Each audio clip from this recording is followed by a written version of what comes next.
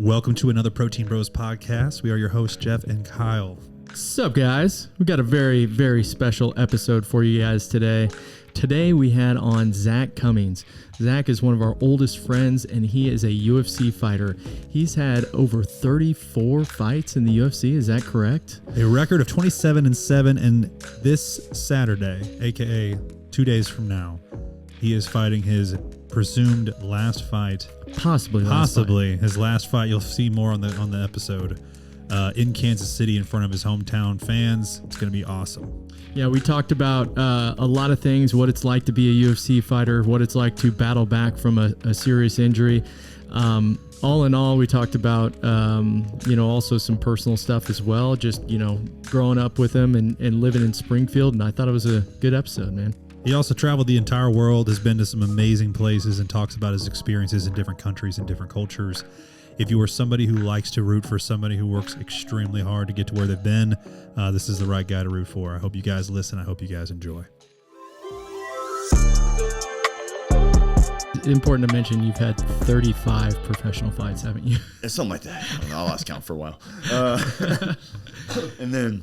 You've put a lot of miles on the body. Yeah, there's a few. And then, football since I was 6 and wrestling. And I've been in contact sports since I was barely able to. Yeah, you wrestled in high school too, right? Right. College as well, middle school. Yeah. So, I've definitely put some miles on the body. So I got 2 on the contract. The problem is I get an opportunity to fight in my backyard here in Kansas City, Missouri. I got all my, the local support, everybody that's been with me, followed me, supported me this whole journey gets to be here. I can't think of a better way than to go out with that. Yeah. Right? Yeah. It's kind of like going out like Super Bowl style. Right. Yeah. Like everybody wants to go out with the best scenario. Yeah. So no doubt. I got that, I get to be a very select few, like maybe a handful of people that can get a win in 3 weight classes in the UFC. Like it's just something that just people don't do. Doesn't happen. Yeah. But I've got, multiple wins at 70 and then, 3-1 at middleweight. And then, this is going to be at 205 at light heavyweight. So that's also like another special little, feather in the cap. And there's that. Now my problem is I haven't fought in say 2.5 years or so. Sure. A little more than that. And I had injuries and things that happened, and we could talk about it a little bit later, but it's like there was a point where I didn't even think being an athlete or like functionally moving was a thing anymore. Like I thought the new normal was like barely being able to get out of bed, like my wife having to help me get dressed, like not being able to pick up and play with my kids, pretty dark moments and stuff like that. So like I didn't think this would ever happen. And now that over time, I've got back to training, like I love this stuff and I love the process, and this one has just been especially fun because I can just enjoy doing the stuff that I've loved to do for years again on something I didn't know if I could do. It's like bonus time. It's a huge, it's a huge proving it to yourself. Yeah, for sure. So it's like if I can do this again one more time, do I do it? But it's like, but I can't. This is the best. This is the number one goodbye I could take of. Right, but if I can do the thing I love one more time, I'm on the fence. So yeah, that's very much potential. You'd like to end on a home game, but yeah, for sure. I'm with you. But man, I'm with you on the fact of like it's going to spark it one more time. Like, hey, depends on how this fight goes. Basically, is what it comes down to. For sure. Yeah. See how I feel after the fight. I think is going to be a big one. I mean, I'll probably tell my goodbye. Say my goodbyes. At least this will for sure be the last time that everybody gets to see me live. Yeah. So like, I at least have that going for me. Dude, we gotta go. We gotta go. But we gotta go. I'm gonna be out of town.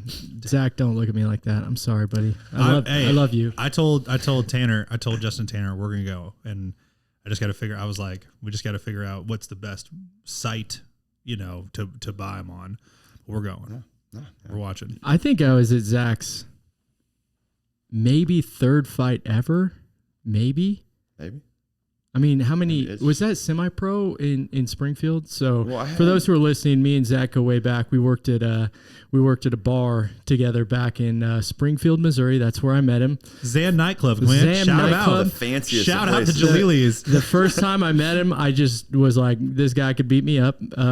What do I need to do to be a bouncer? And you showed me the ropes. And Zach, to be fair, was like around 200 probably back then. You think 200? Yeah. Kyle was like 250. No. Kyle was a hold on. a bowling ball. Hold on. No. 210. Zach would get up to like 225, and then he'd be like, "I fight at 170," and I'd be like, "Bro, how do you do that?" Yeah, it was rough. Yeah, Kyle couldn't Different even see times. me half the time. His hair was in his face. He couldn't even see. Yeah, dude. true. Kyle was one of those like emo kids. Oh, I was a little sloppy. Yeah, I was a little sloppy back then. Metalheads. It's him and Mike in the back jamming out, going crazy. You know, it's like I like these guys. Yeah, I like dude. these guys. It was good times. Hey, was the Menace there as well at He the time? was. Yeah, Michael Johnson was. Yeah, he was there. I got him on, and yeah, he was. Dude, there was spider monkeying people off the stairs. That was. And he was like, dude, he was like 170. Yeah, Like all of 170 back then. for sure. But dude, I mean, nobody, as far as like a bouncing crew goes, every time somebody was like starting a fight in that club, I was like, man, I feel really bad for this guy. Because we had Ruben too, who Ruben was a gangster, and it was like, there's just a lot of people that there's a lot of people in there that can kick your ass. Oh, man. Yeah, Can you imagine? It was a problem. There were some foreign exchange students at Missouri State University in Springfield around 2008, 2009 that really wish they didn't come to the States. That's all I got to say, dude. There were some dudes that cut in line. I've watched this shit go down. I have a friend who's still got a chipped tooth to this day. Remember Lee Adams? He got curb stopped by Mike, I think, or something like that. Like, dude, you do not put your hands on the bounce. Dude, when you guys would get pushed or something, I would watch you guys like jump on people, dude. It was never like it was all warranted. Like for sure. All of these dudes deserve what they got. But it was first of all, crazy. you don't realize how annoying and stupid most people that go to bars are until you actually become a bouncer and you're like, oh no, this is. You know, previously when I'd go to a bar, that's what I'm looking like. You know, that's how annoying I am. It changes how you act at the bars for sure. It's like how you treat a server when you're a server. Yep. Right. Speaking of which, I worked with Mike at Cheddar's. I don't remember that. I do remember. That's how I met him. I do remember that. And he was like, dude, you know, I'll give you a. He's like, dude, you want to come to my fights? And I'm like, dude, how much? And he's like, $20. Like, just give me like $20 for a ticket. And this was back when I think when you give tickets. And you just like charge whatever people will pay. I mean, that's back in that era. Yeah, I mean, they were like, we got to keep a percentage of it. So if we didn't like want to make money off of it, then we could spike sell it up a little bit. or we could sell it a little bit cheaper, right? So like, as we knew that we could keep a percentage. So if I just didn't worry about making money on that ticket, then you could sell it at the cheaper price. Man, but like, dude, talk about the hustle that it takes as a young fighter, because man, it takes a long time to make money, right? Like, it takes a long time. Very, very long time. And yeah, I mean, I feel like super old now. Whenever I'm coaching, I'm talking to these guys. I'm like, bro, I'm like, dude, if I had the technology that you guys have now, my ticket sales would have been insane, because I sold a ton. Like, all we had was Facebook back then. Yeah, I mean, but it was new. I mean, but even like, you hustled in the club. Yeah, though, think about like Venmo and Cash App and all this, like, because everybody's like, oh, I don't have money on. So you have to like re-meet up. It's like, oh, cool, just go to the ATM. Yeah, it's different. So like, you can get money instantly now from people, and it's. But yeah, I mean, and this hasn't changed. Like, still the way to get out there is to build your brand. If you can sell more tickets, the more people you can put in there. Like, the promoters are going to spend more time trying to match you up.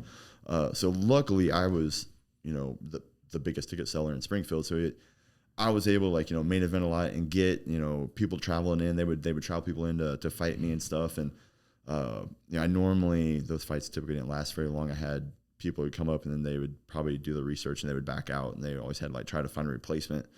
But yeah, I mean, no one wanted to sign up to lose. I guess not, And then so Zach had them heavy hands, dog. Still does, knocking dude. People out left and right. What do you even call it? Polish sausages? These fingers? I don't know.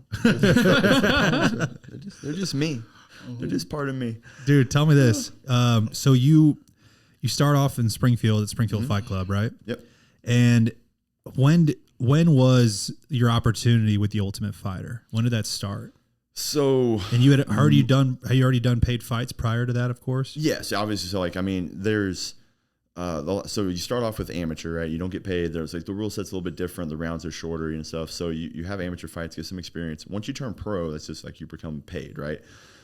Most of these local fights are still professionals, right? They're newer pros and stuff, trying to build their records to get to a larger promotion. So you can think of baseball, right? You can like play AAA, AA, and like try to build your way up into like the major. Like, you're still professional, but sure, but it's not. It's no one's final stop. True. Yeah. For the most part, right? If your goal is to compete with the best in the world, for sure not. So you start off as a low pro, which is probably where I think you guys saw me at. So if I was, because I only had a few amateur. These were fights. always at the Shrine too. Yeah. It wasn't a Shrine. It wasn't an amateur fight because you were professional by the time you were working at Zan, right? I was. Yeah, because you were selling tickets. Yeah. So And I thought that was worried because I remember with Mike too, because he was the guy that I talked to the most back then. He was saying like he can't get in fights anymore because he was pro. He was like afraid of like. Yeah, their hands are considered lethal. Yeah, is that right? Yeah, is that bullshit. No, I mean it's if you ever hear me like, oh, like my hands are registered, I'm here to tell you they're full of it because if anybody's hands is registered, I'm assuming I would have to. Yeah, but that's not a thing. But that was during a time where fighting was more new and up and coming. True. And people were saying shit like that more often. All the time. Dude, it was the ultimate, like, I mean, dude, remember the clothing even? Like, it was a whole lifestyle at that point. For real. Yeah. I'll never forget the amount of people that were like amateur cage fighters or some shit. Like, they wouldn't call themselves MMA. It was like everybody was like cage fighters and tap out everything. In Springfield, I used to love when people would say that to me. I'd be like, oh, I got a buddy who's like pretty good at fighting. You want to meet him? He'd beat your ass real quick. Bro, I had someone come up to me at a bar in Springfield and was like, yeah, I fight, I do this. Like, I train with Zak Cummings and blah, blah, blah, blah, blah. And I was like, oh, cool. Like, I'm like talking and stuff. And then, finally I was like, oh, like, what's your name? Introduce him. Like, cool, I'll look out for you. And he was like, oh, what's yours? I'm like, I'm Zak Cummings. And he was like, oh, dude, he's like, oh, damn. That's one of the best things ever. It was great. I was like, hey, but you might want to. Hey, what bar was this though? Because I don't remember. There's nothing more fun than I'm going to say probably Big Whiskey's, just knowing our lifestyle where it was. If you're listening and you've never been to Springfield, Missouri, there's 10 bars total in this one area in the downtown Springfield, and man, some of them have been around for longer than we've been alive. And Zan's getting there. I can't believe it, man. Yeah. Zan is still there. I opened the place. It's still there. Yeah. Is that crazy? Still is. And let's talk about Icon. What's it feel like being in a sport where it feels like it's the number one sport that people like to cosplay like they're good at it? For real. Dude, for real. Making a cosplay reference. Yeah, it's it's the one sport that everybody just assumes they can do and that they're good at. Really? Like everybody just thinks they can fight. Yeah, no matter, dude, it's all the time. No I'm matter sure. What. Maybe I'm a poser, but I promise you, not once in my life have I ever thought I could be good at that. I can't even touch my toes, Zach. Bro. The positions I see you get in on the ground, I'm like, dude, my body would just break immediately. But he owns a gym. He sees people come into the gym, I'm sure, all the time who are like ILS. They're walking with invisible lat syndrome into the gym, and they're like, I've been fighting in Florida for a while, and then you get them in the gym, and they absolutely are terrible. Luke, for our YouTubers, can you get an ILS photo going, please? Yeah, nothing more funny than an ILS guy. We have. You guys will know this. So remember Luke? Yes. Back there, right? Hey, he fired me. So of course I remember him. So anyways, he used to talk about how he. This was the boss of Zan. of Zan, right? Who was coked out fight. every single day he was working. He was a night guy. Yeah, he was definitely a night guy. He was a man of the night. He was a man of the night for sure, right? and big, and I mean, I think he was a decent athlete at some point. I don't know, but he would just talk how he was like this badass, can fight all the time, and like I remember one night. We are at. You don't know me, dude. When I see red, man, we're not getting the red. Yeah. I just black out, and then bad thing, bodies start dropping. But basically, we went. We were bowling like that Sunday night Corner Mania bowling stuff. We used to go to all the time. Like he goes, and they had that's when those punching machines came out, right? Oh no! And I saw him hit that, and I was like it just barely moved. I was sitting there like this guy has been talking so much about how hard he hits and stuff, and I just saw him hit the thing. I'm like. Wait, that's what you're hitting guys with? Like, he got like a 400 or something. Hold on a second. I don't even remember, man. It barely moved. I knew that guy couldn't fight because every time like he got it all approached in the club, he would get like 4 of us to like come remove the person. Yeah. Come over. I almost got beat up by the whole football team because of it. Yeah. So, that dude, he found some really good workarounds to kick some people out, didn't he? He did. What was his what was an example of your guys' like stuff you were told when you were bouncing? Give me like a what don't allow oh man. don't let's just say it was enough for I told him I refused to work at the door. Yeah. Like, okay. I was like, dude, I have like a reputation to withhold, and there's standards and there's stuff, and like there's things that I'm not going to let people think about me because you're saying so. So I was like, I refuse to be at the door. I'm not profiling anybody. Kyle loved the door. No, I know. I loved the door when you were making money, and then eventually it got to the point where it gave me too much anxiety. Good old Derek. And Derek. Oh, I forgot about. All right, we'll just move right along nowadays. Poor guy. Yeah, man. Holy heck.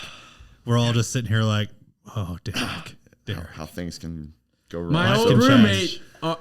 Anyways. A man we know is in prison. That's why we're moving on. Yeah.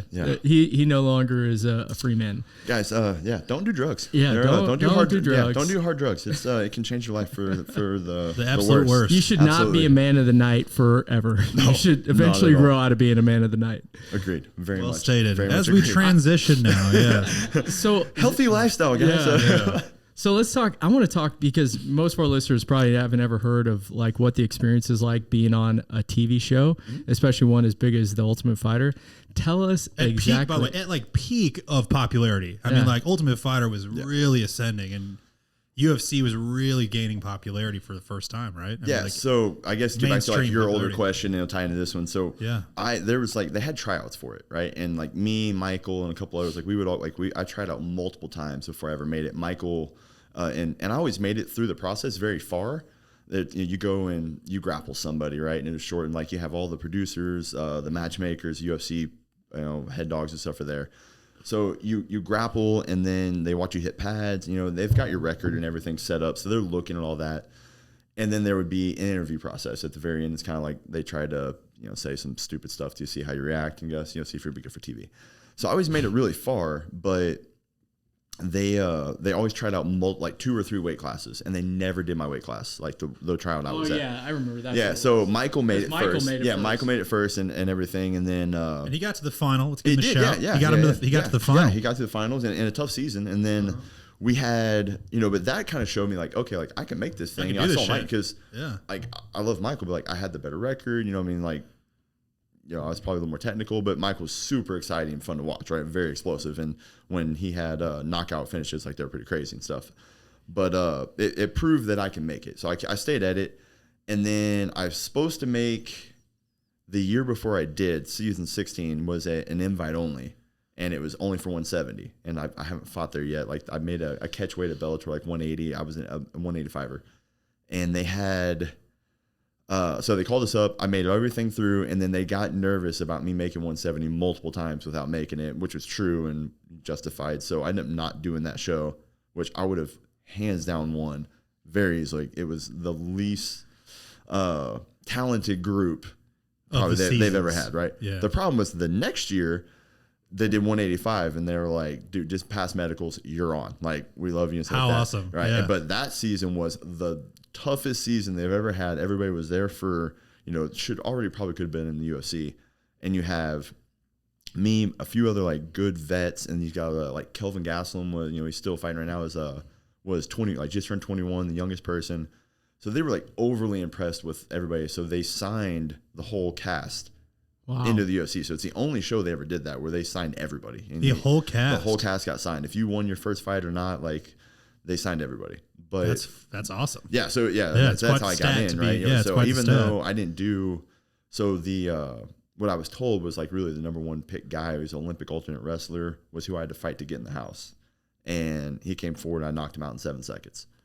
So I had that going for me. That was good. But 7 seconds? 7 seconds. First punch. Yeah, I hit him with a little check hook, and then hit him again like when he was on the ground and everything, which was great until I had to go back and rewatch it, and he's sitting there crying to his wife and his dogs. And I was like, oh, no, don't watch it. Man, this sucks. Oh, like, I just ruined his life. You just ruined right? Yeah. You've been trying I should have watched it. So this was to get in the house, right? This is to get in the house. And in the house, I ended up losing a really close decision. It should, in there, it's an exhibition, so there's only 2 rounds, which I almost finished. I dropped the guy and almost submitted him in the first. I got a little out of position. I got rolled over, so I was underneath on the bottom for a good amount of time, but I did all the damage in the round. Well, 2 of the judges still gave him the round somehow, and then the second round, I rocked him, almost knocked him out, went for a flying knee, caught me, took me down. he was on top more that time, even though I hurt him bad, but he spent more time on top. So I figured we were going to third round no matter what. I've done all the damage. I'm still going to win this fight. And they called it, and it was a majority decision and stuff. So I ended up losing my first fight in the house and, heartbroken, all that stuff. But after they signed everybody, I still had my shot for the UFC, and then I've had a solid run since. But being in the house, so I've watched the show multiple times. I didn't really know how it'd go, and everything's on camera. I mean, the lights are on. You got to sleep with a face mask because all the lights are on and all the doors are off. There's no doors in the bathroom. You get no privacy. You can't take a dump. I mean, you can. You do whatever you want, but people are watching. You got camera in your face. But so the camera's set up all over throughout the house, and you got people walking around with cameras. And the necklace that you wear, the little octagon necklace, is actually the microphone. Yeah. So that way, and they're sneaky, man, because you'll sit there and you'll start talking. And then forget it's on. Yeah, and then you'll start talking, all of a sudden, you'll see a camera just start popping up and creeping up because they hear what you're talking about, and they'll make sure they get the shot of it. So it's pretty funny. You try to have these quiet conversations with people, and then all of a sudden just a little camera sneaks in. You're like, damn, they got us. Dude, they're do you just have to alter course immediately in your conversations? No, I mean, you ever do that? Yeah, for sure sometimes. And then, or you just keep going with it depending on what the conversation was. What's give us one house story that was just dude, this better not make it to TV. But it did probably. Yeah, I mean, some of it was just game planning, our crew was pretty good. Everybody was there because you see everything before. People start getting hammered and drunk, and once they're out of the tournament, they're just going crazy. Everybody knew that they wanted to be in the UFC, and they knew that if someone got hurt, they wanted to be the replacement. They wanted to be taken serious. So even there was a night where a couple guys got drunk and got a little crazy. I mean, we were drinking out of these. Right. We were drinking out of these protein shakes. Where they didn't know it's not we weren't obviously trying to look like we were drinking and partying. Sure, and stuff. Sure. Everybody was more or less on their professional best Very behavior. much so. So it was good, but we had and even when a couple got a little drunk, a little loud, we're hey, they're sleeping, let's calm down. And other shows they'd be kicking the door down and stuff like that, and we just didn't do that. I was about to say there's lots of peacocking on there, where it's people are trying to play it up for the cameras. Yeah, we didn't have much issues. I mean, it was no dude was establishing himself as the alpha. The main thing is I feel on our team, because a lot of them were winning, and a lot of them had issues with Uriah Hall. I got along with him, but everybody else was having issues. He was there as a competition for him, didn't really want to make friends. And, he was on our team when we're sparring, he's doing spinning crazy stuff that could hurt you. And people just trying. So there was probably a lot of talk behind the scenes with him and stuff that, you might not want to see and stuff just since we're teammates. But really there wasn't anything too crazy. Who were the coaches on that season? Jon Jones and Chael Sonnen. Wow. So, yeah, it was. And you were fun. on who's Chael's? Yeah, that's awesome. Which going into it, I did not want to be. I wanted to be on Jon's. He's amazing, the GOAT. He's the greatest. He has a really good coaching staff, and we got there and Chael was Chael, and then was Chael let me teach you how to talk shit, because I feel that's his, a little bit, but dude, Chael was this guys, this is my coaches. I'm just training alongside of you, and then I might show some wrestling stuff, but he was there for us 1,000%. Jon Jones missed, I don't know how many practice. He was out night partying all night long. Dude, there he balls out, doesn't he? Dude, it was crazy. I think that was in the middle of when he was also really partying. I mean, and you can't blame him. He's 25 years old, right? World champion, stuck out in Vegas, being paid to be in Vegas, and was just didn't have a fight on the horizon. Their fight was months out. So it's I really didn't blame him. I'm I don't know how enjoy I would your react. 20s. You know what I mean? Yeah, but come on, you have everything thrown at you, given to you, whatever you want. He just lived life. Yeah, right? Yeah. Chael was much different. I'm really grateful that I did get on his team, and it was kind of cool, how much he talks, because he would even start. I always thought that maybe that was just he was real witty, coming off the top of his head. He was working on stuff, and he would tell us these things, and then months later, the build up between their fight, and then he's saying them. I'm dude, he was working on this months ago. Yeah. Months ago. And he would take so much stuff from old 80s pro wrestling. He's a genius. When it comes to talking, that dude he's on another level. I need to get him on the podcast, because that's amazing. He's phenomenal. Yeah. Do you still get to keep up with him at times? We text back and forth. He calls me randomly or texts me randomly for a phone issue because when I got signed, I worked for Verizon. So like, I would never. So like, I kind of helped him on there. So yeah, I mean, I would say not that long ago. Yeah, he was like, "Hey, do you know what this problem would be?" I'm like, "Bro, like, what are we doing here?" But yeah, so you can't get a signal in this country I'm in. Yeah, he was like one loss away from being. Wasn't he one loss away from being world champion? Yeah, I mean, honestly, he was. He was right. He was a very short time away from being a world champion at the Jon Jones fight. Oh yeah, I was about to say Jon Jones beat. Well, he tore his toe off the bone. Yeah, so he went in so he finished Chael. On that picture, Lou. He finished Chael right at the very end of the round. And his toes like. And so then like he's going and then he looks down and sees it and just starts like shaking and sits down and panicking. So like if Chael would have survived. Picture. If Chael would have survived and went through like to the rest break, I don't think they would have let Jon continue to fight. Yeah. And Chael would have won. And we've been a world champion. He was seconds away from being a world champion. Yeah, dude. By default, by injury. But because I mean, Jones just planted hard and exploded it. Like the bone is imagine being that powerful. Disgusting. I just ripped my toe off because I'm so powerful when I kick. So bad. Yeah, it was gross. Chael looked down at his foot and was just like, "No, wait till you see this picture." No, it was Jones. Jon Jones did it. Just Jon Jones. And like if you have the interview, he's like sitting there talking to Rogan. He's like, "Oh, what's?" He's like, "Oh, yeah, it's good." He looks down and he was like, "Oh," and then you get to see the pain set in. He like sits down, and starts like just turning pale and just like freaking out. Like it was a bad deal. It's oh my gosh! I don't even know if you're going to be able to like look that up because he's got it. Yeah, look at this. Yeah, so he's all excited, like doesn't realize it and stuff. He's like, "All right, we're good." And then I think Rogan points it out. He's like, "Hey, bro." Oh, he's like, "Uh-oh." Oh, right there.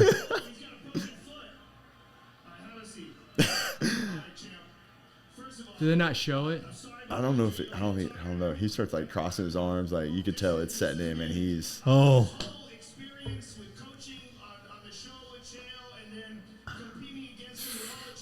Dude, he's going through it. They shouldn't have done this interview. This is not a good time. Like you look at the pain, like it's crazy. Yeah, it's all nasty. Yeah, nuts, but it's, dude, there's a picture of it somewhere where it's like.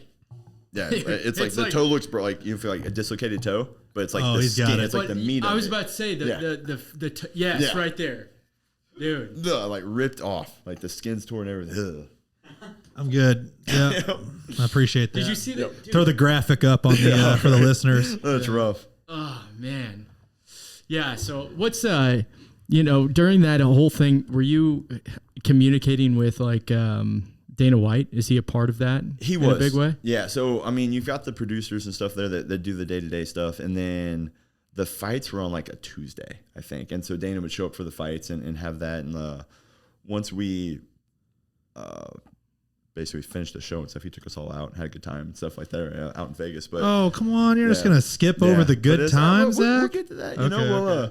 No, it was fun though. We had the time just we were in the house and like we were completely cut off from the outside world. Like no conversation. I remember we wouldn't hear from you or Mike, and it would just be like, what's going on with him? And I had my wife. Actually, we couldn't know that you were on the show. Isn't that right? Yeah. So my wife was like running like Twitter and like stuff like that, so people didn't know I was gone. Correct. And, I missed my first year anniversary because I was in the house. That's crazy. So like nothing.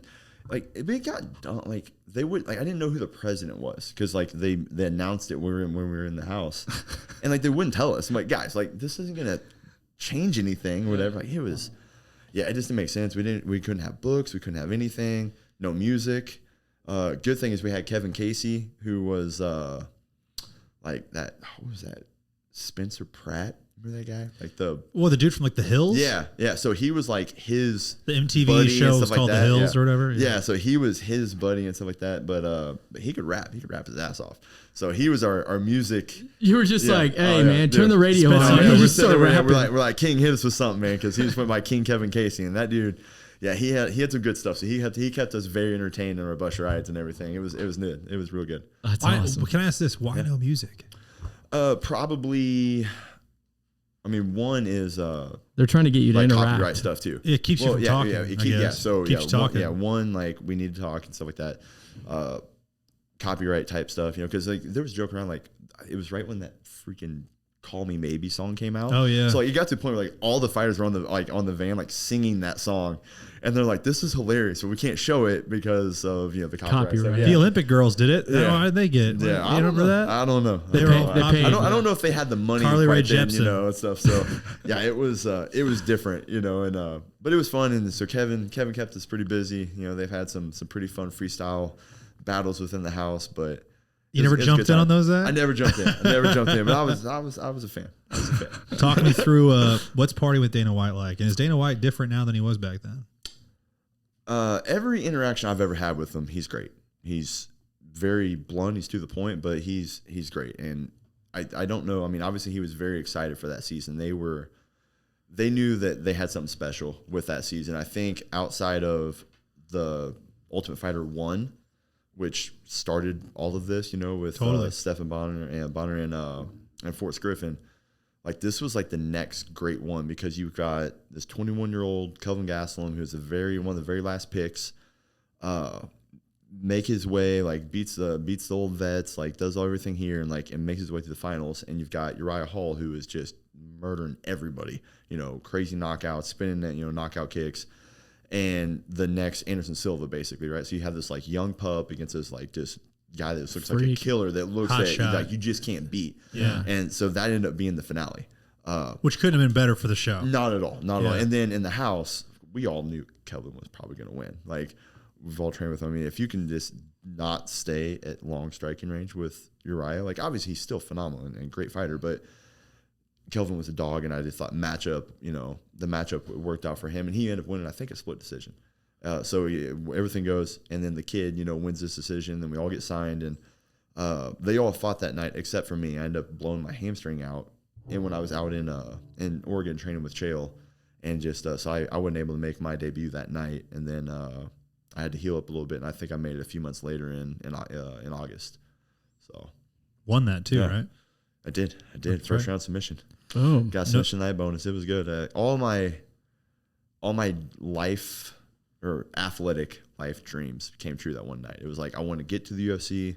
I wanted to prove that I can win there, and stuff like that. Not just get there. Like, I wanted to prove that I can at least win. I can win. You belong one fight. there, yeah, man. Yeah, I wanted to win one fight, and that happened. And then first round finish, submission night bonus, like everything. That's a whole nother kind of roller coaster and stuff. Like, so awesome, man. Yeah. But, what an awesome think about moment. like it's really hard to even explain how much you went through to get to that point, because in Springfield, you were always viewed as like the best fighter in Springfield. It was, but it was always like, getting to the UFC, it just seemed like such a big jump for anybody to make, not just you. There just wasn't that path, and I'm not meaning to cut you off there, but it's like, it wasn't. There like every other sport, as you guys are listening, it's pretty obvious. Like, if you're playing baseball, it's you're going to get drafted, or you get drafted. You get drafted, or you go through the minor league ranks, and you're trying to get to and close, like in quotes, the show. Yeah. Right. If you're in an independent league, like with like some aluminum bat league or something, like no one's taking you serious. There's these small promotions around all over the country. Yeah. And to be the best at that one, no one's still thinking, oh, they're going to go to the UFC. Right? Like, that's not the first thought that everybody else has from the public eye. True. Yeah. And so, like, it's just the path is so different, I feel like, for a fighter. It's not so obvious. No, for sure. It is like, remember coming up here, it's like, oh, like, when you gonna get the call? I'm like, how do I get the call? Like, do I give my number? How does this work? How does the call happen? And, yeah. But how do I get noticed? Yeah. I mean, but I started off 10-0 as a pro, and I got signed with Strikeforce, which was probably the number 2 company outside the UFC. They were up there. It was like them, Bellator, Strikeforce. There was Elite XC. There were some good ones. Mm-hmm. So I signed a big contract with Strikeforce, and I thought I pretty much made it, at that higher level. And then, now you're making a living with fighting at that point. Yeah, and I did that, and I did them a favor. They called me. They lost their main event on a week notice. I stepped up. I fought Tim Kennedy live on Showtime as main event, and I took my first loss. And it showed that I needed to make some changes. Like, I couldn't be staying out at Zan till 4 a.m, whatever the hell we did back then. Like, I need to make some life changes and stuff if I'm going to compete at that level. So, like, I needed that. And then I took my next fight way too light, and I lost a 5-round decision, even though I knocked the guy out in the 5th round. And stop it. It's okay. It's still not salty. But, we did that. And then I fought for Bellator and I had a first round finish and stuff. So I'm like, I fought on larger promotions, but the UFC was it. You know, that was the best in the world. That's where I wanted to prove I could be and win at. And you know, the UFC, that was the Ultimate Fighter is what gave me that opportunity for sure. But I want to know, like, this is kind of bouncing around here, but you know, you just had an injury. You know, we can talk about your injury that you had, and it basically sidelined you for 2.5 years. But you had a contract where you still had, how many fights left do you have? You had two fights left. Yeah. So coming off that, do you call the UFC and say, hey y'all, I'm good now, I'm ready to fight? Or like, what is the process like that? Are they keeping in touch with you and asking you like, how you doing? Or yeah, I mean, so I have which kind of ties in what you just said. Like, now that we have a path, you know, like I know how to get people to the UFC. Yeah, right? Like we're able to do that. It's changed now, right? And so I mean, yeah, I have a management company, right? I have an agent, and you know, he is really close with a lot of the matchmakers with UFC, and talk to them all the time. So he's checking in pretty regularly, like, you know, how you feeling, like, you know, whatever. And then we started talking a little bit, like maybe a summer comeback and stuff. And then they announced the KC card. And I'm like, get me on it. Immediately I hit him up. I'm like, bro, like, first off, I'm like, there's a lot of stuff going on right now in Kansas City. And I did not think they would come here at all. And I call him, and he's like, dude, no way they're coming to Kansas City right now. I was like, agree, like, for sure. Like, it's not going to happen. And then while we're on the phone, he texts the one of the matchmakers, and Mick hits him back. He's like, oh, no, it's set, it's locked. You know, the card's full because they filled the card not knowing the location. And then they chose Kansas City out of, you know, however many they were looking at. So I'm like, all right, man, like, I don't know what we got to do, but there is no way they're coming here, and I'm not on this card. Like, just not happening. No ifs and buts about it. Like, if I got to speed up the process or whatever, like, we're doing this. So as that day went on, you know, some names came up and stuff. I could do 185. Like, it was one of those where everything would have to be perfect, but I could have done it. Sure. And then we were talking, and he comes back and he like hits me. He's like, all right, what would you say if you could have? So this is kind of where all the retirement stuff came, because I think he kind of sold it to the UFC that way. So I might be going back on my word if I don't retire. But so this is really where the retirement stuff came from. He was like, what would I say that if you could have a retirement fight at 205 against Ed Herman? And so I'm like, you know, in Kansas City in your backyard, I'm like, bro, like, I will give you anything you want. Like, what, like, if we make that happen, I'm in, you know, done because, deal, yeah. You know, I can focus on just training, having fun, not killing myself to cut weight, and, you know, just enjoying the process again. Because it would have, especially with, I had the bad back injury, right? So like, I mean, the more you cut, the more you kind of shrink down, like you get a lot more pressure and issues with your back. And that was one thing I was worried about, cutting a to lot. 185. Yeah. And stuff. I was kind of worried about cutting there and how my back was going to hold up the day before a fight. Which now, you know, I don't have to do that, which is great and stuff. And I get the opportunity to be a select few to get 3 wins in 3 weight classes. And so we got that. I don't know. It's tell us about Ed Herman. Yeah, man. Ed Herman. He's 27-15. He's a dog, and bro. You're 27-7. Hey, he's an OG too. OG. Like, almost was on UFC 1, and they picked his teammates over him. He was on, or not UFC, the Ultimate Fighter. Ultimate Fighter. Yeah. He was on the Ultimate Fighter 3. He's been in the UFC since 06. So I started fighting in 07. I graduated high school in 06. He's been in the UFC since the year before I started fighting, period. And I'm an old dog. Like, that's awesome. I've got a lot of fights. I've been in this game for a long time. This man is been 40s, in the UFC. For sure. Right? I mean, yeah. So he's, it's funny that we're doing all this stuff. Like, I'm this comeback old vet, and I'm the younger fighter. Right? Like, Unbelievable. I'm like 4 years. 4 years younger. Yeah. So the thing with Ed, man, is like, I was a fan before. Like, we've ran into each other in the locker room multiple times. Like, he's just my kind of guy, man. He's super chill. He's fun to be around. Like, blue collar dude. Yeah, for real. Like, we're very similar. Like, we both own gyms. Like, we own fight promotions. Dude, he's been around the block. He's fought everybody. He's very durable. He's a tough guy to deal with. You know, I mean, I definitely have a real fight on my hands. That's for sure. He's got a good chin. He recovers well when he does get hurt. He's good on the ground, good wrestling. He's got really nasty, dirty boxing in the clinch. But, I know what I have in front of me, but I also know the skill set that I have and stuff. And I feel really good with the matchup. I think speed's going to play a big factor. I move a lot. I switch stances a lot. And honestly, like, I do way more now than I ever ever did like when I was fighting. Like I switch constantly and stuff, and my fighting style is going to look very different than what people's like really know of me and stuff. It's I showed it a little bit in my last fight. Like I had that like head kick knockdown. Like that was from switching stances, and I hit it from my opposite stance and stuff. So I kept trying to set that up. The guy just wouldn't engage with me. He finally engaged and it landed. So yeah, so I feel like with me coaching a lot, you know, I teach right-handed, and even though I'm naturally left-handed, so I switch all the time. And when I spar, I'm nonstop switching. So it's I think that's going to present an issue, and the speed's going to be the biggest one. Dude, so pumped, man. Yeah, so excited.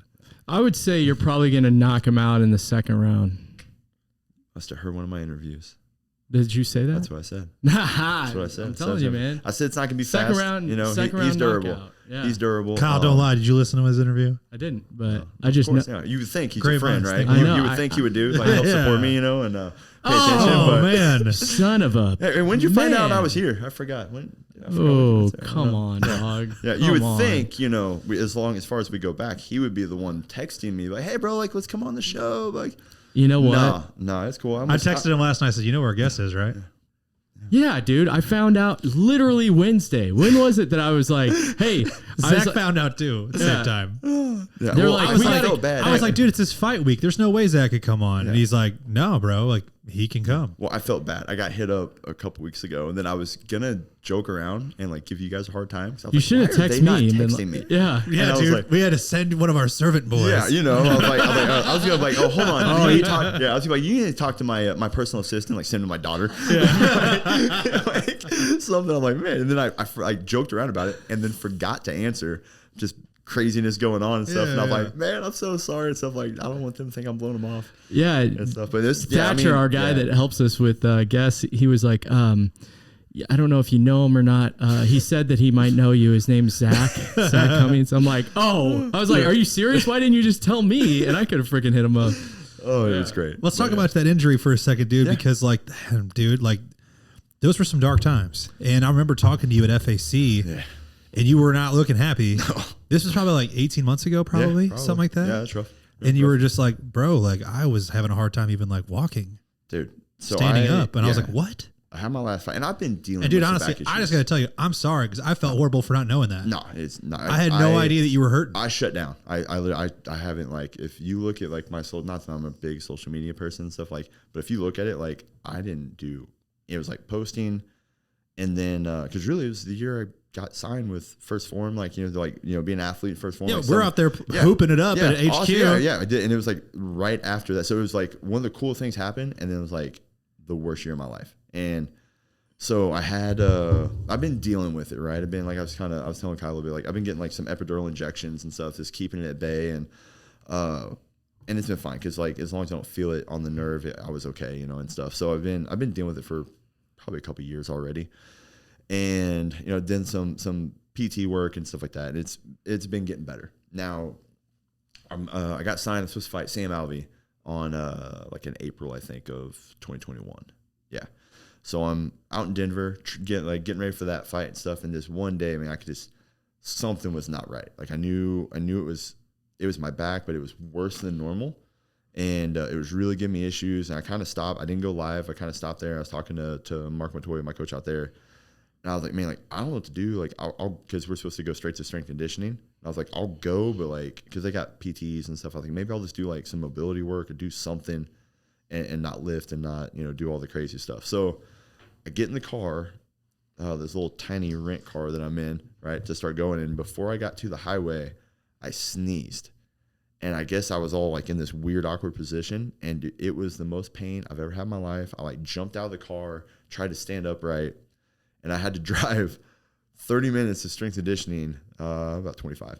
And I had my one elbow on the console, and then I had my window down, and I was holding, so like I had no weight on my back. So I'm like driving like this with zero weight. Like I'm holding all the weight on my elbow, and then my hand out the window, lifting and stuff like that, so I can get there. Because I was hoping someone can like look at me, and like I got on the floor, I couldn't get back up.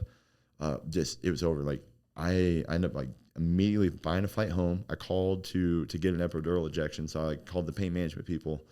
They got me in the next day. What was the way home?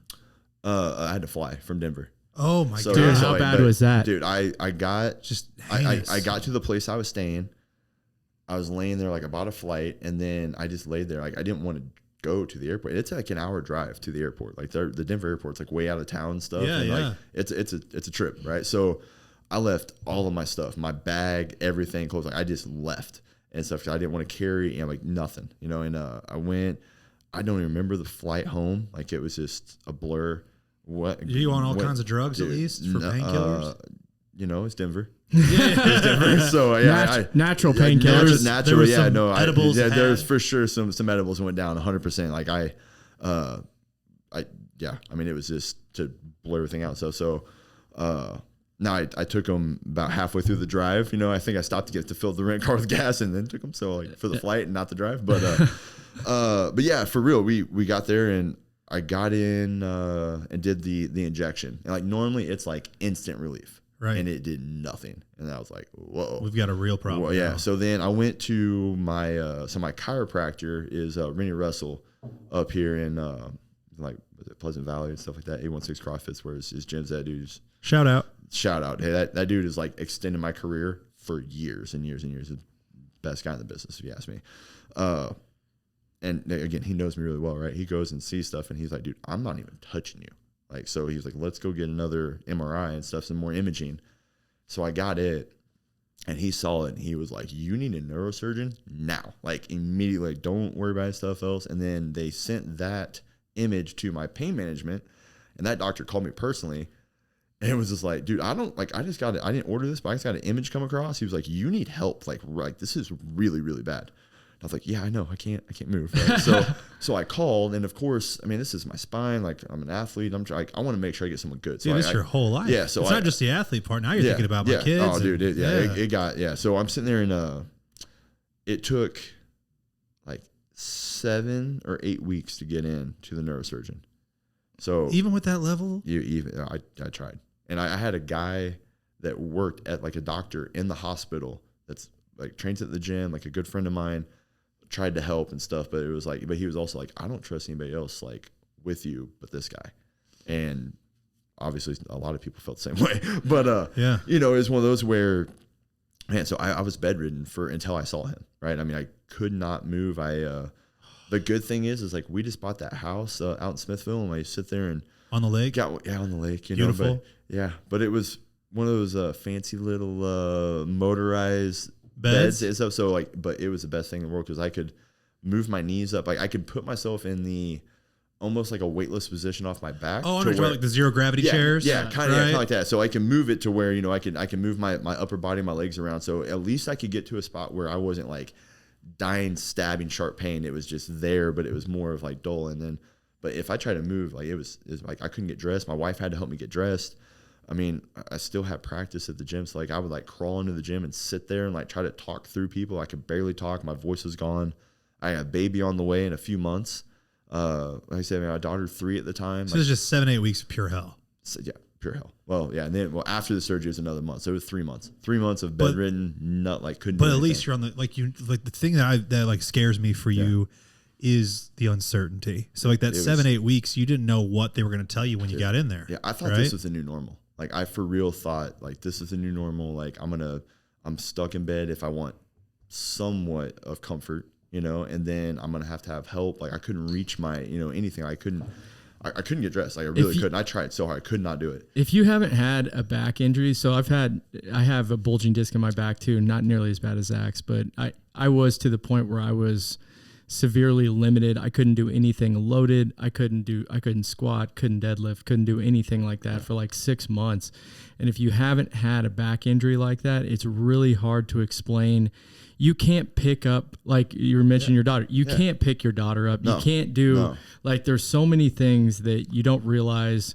And it's hard to explain because your back just feels unstable, It feels unstable, and when it gets to the point that yours was at, it just is unfunctional. Oh, it's just so much pain too. Like, I literally couldn't move. Like it was like I felt someone was just stabbing me, and then like I've only had my back like lock up one time, and it was enough for me to be like, dude, that can't happen again. And as bad as that pain was, like the fact of like my 3-year-old who grew up in the gym with me. She is like, she's been with me all the time. Like having that girl look at me, not understand why I can't pick her up and play with her for months was like, dude, I don't want that pain. I don't wish it on anybody. Like That was the worst stuff in the world. Emotionally, like, dude, and then it got to a point where like I started getting, so I had the surgery. I still couldn't do anything for another couple months where it's like, I couldn't pick my daughter up for like probably 5 months.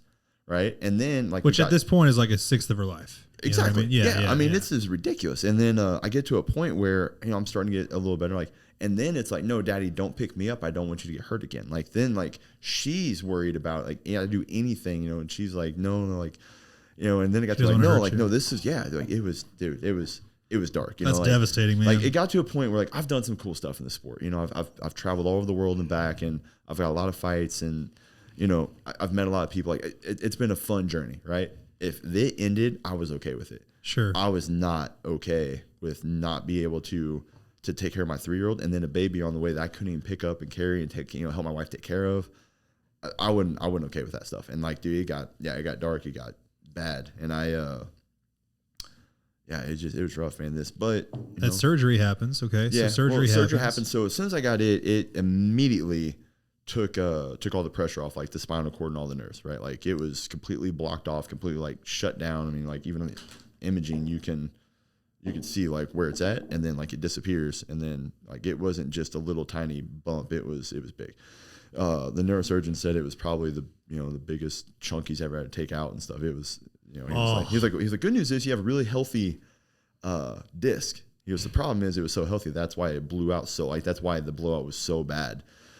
This is on the sneeze, dude. Yeah. No. Back injuries that. Yeah. I'm saying like it was aggravated. Yeah. That was the push. So like obviously, it was already herniated, right? So it's already there. But then the push like shot it out, and then because normally it sticks out and it'll come back in.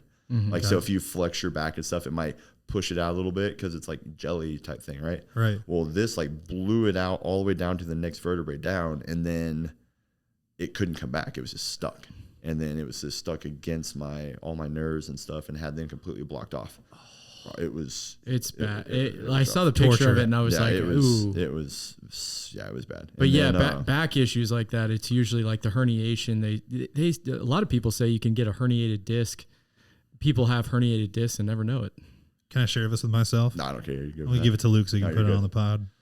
Yeah, it was rough. It was definitely rough. And then so I had the surgery, and then that was immediate relief because I was so badly in pain, where like at least the nerve pain was kind of subsided a little bit, right? It was gone, but then still had they still cut into my back, Yeah. So I mean, what was the recovery like? Like how long did it take you to? Dude, I mean, it was I honestly don't know. Like it was such a blur and such a dark, like just depressing time. Mm-hmm. I don't know. Like I don't know how like the time just. Did you do PT for like 3 months? Or I did. Probably like more like 6, I think. Yeah. I stayed on it pretty hard for a while.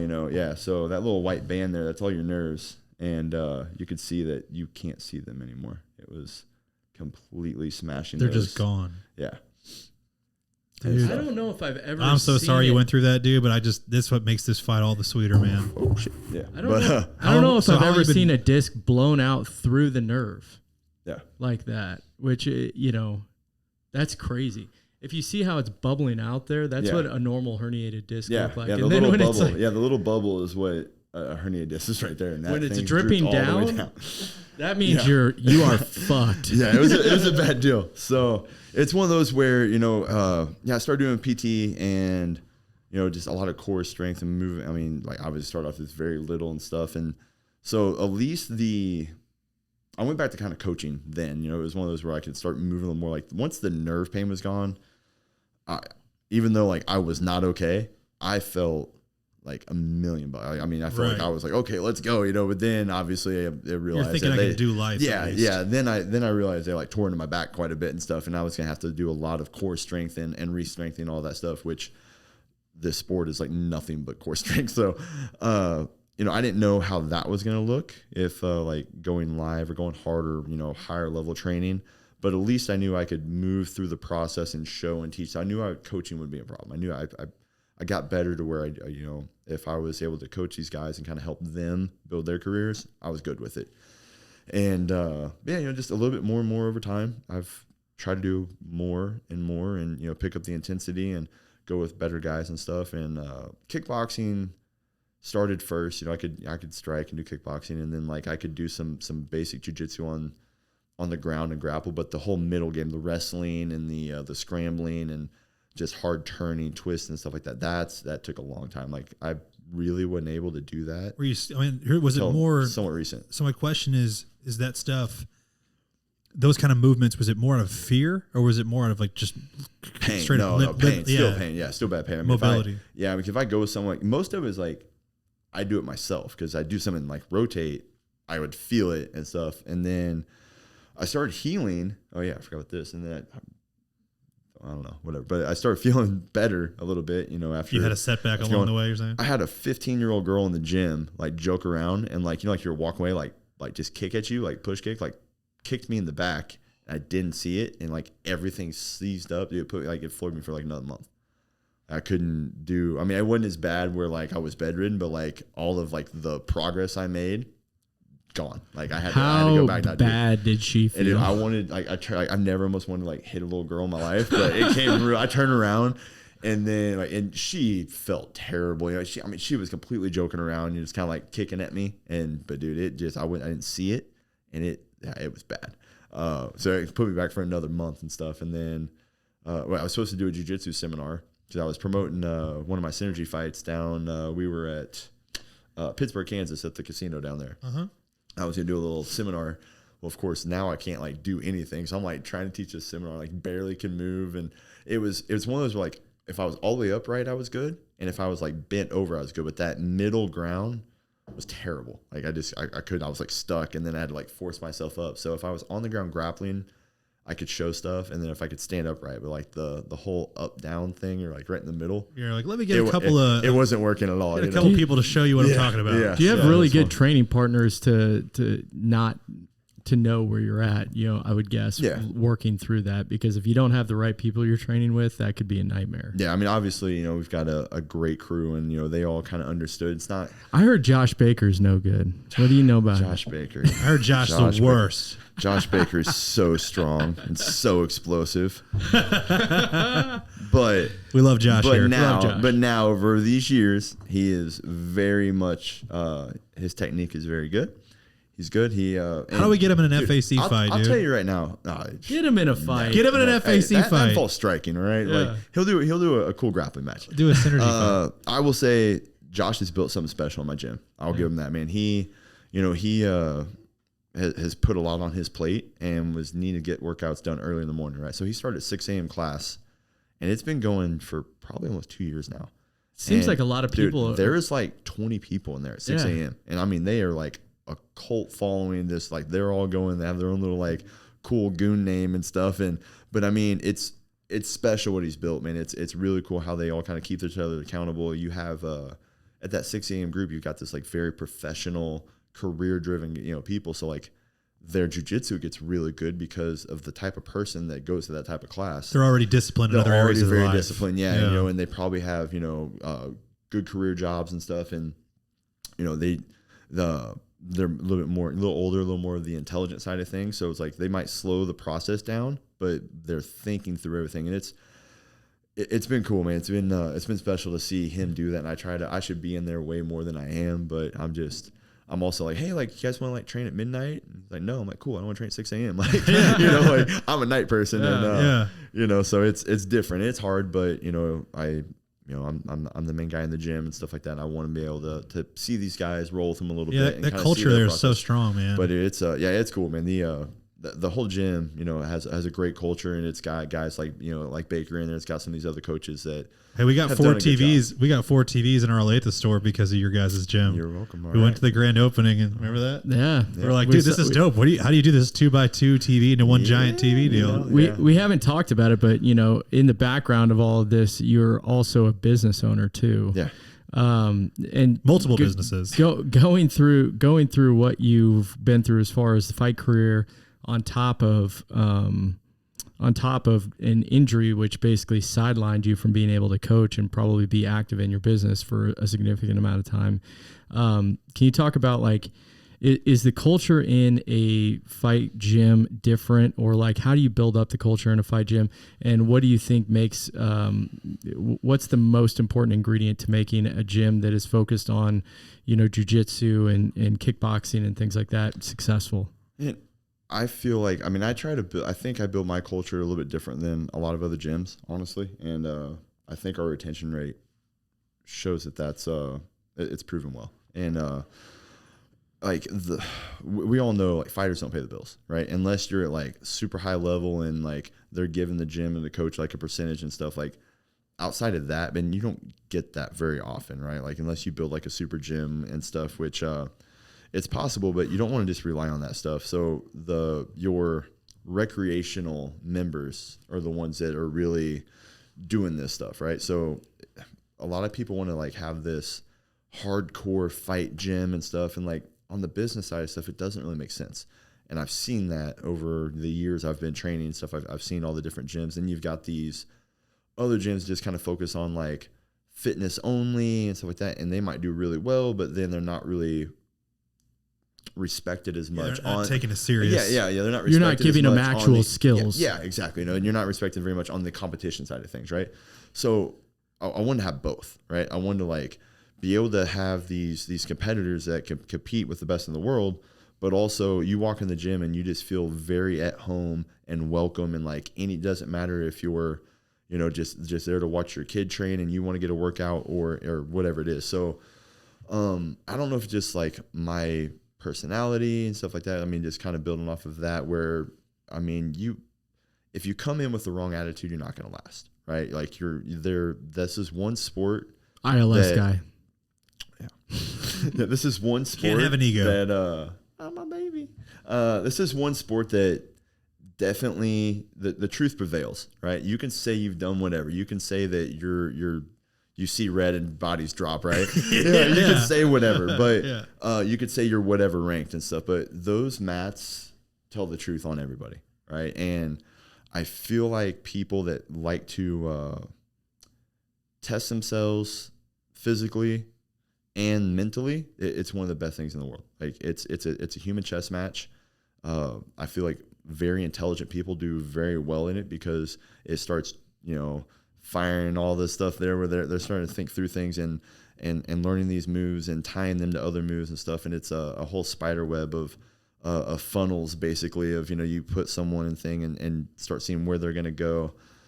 So it attracts very intelligent people. The MMA side like kind of attracts like that hard nose fighter, like, it's going to be a tough guy type mentality. And then, but I don't push that. Like I don't ever push that. And I try to lean more towards the more intelligent side of fighting and just being welcome. Like you guys came to the grand opening, I wanted when you first walk into the gym, like it was like a potluck, dude. It doesn't look like a gym either. You walk in, like I got a little like industrial, chandelier there, a nice brick desk. Classy. It's classy, It was, a little like cheaper version of some Cabela's, but but it was very welcoming and stuff. But then you turn the corner, it's like mats everywhere and like it's boxing huge, gloves. dude. It's huge. Yeah, so it was. I thought it was just cool how everybody brought all the food. That's what I say, the culture was crazy. The culture man. of it. Everybody loves it, man. There was Baker the Baker just killing it. Baker, man, killing it. Which dude, yeah. And then he bakes and like brings this great stuff, right? It's like, oh, like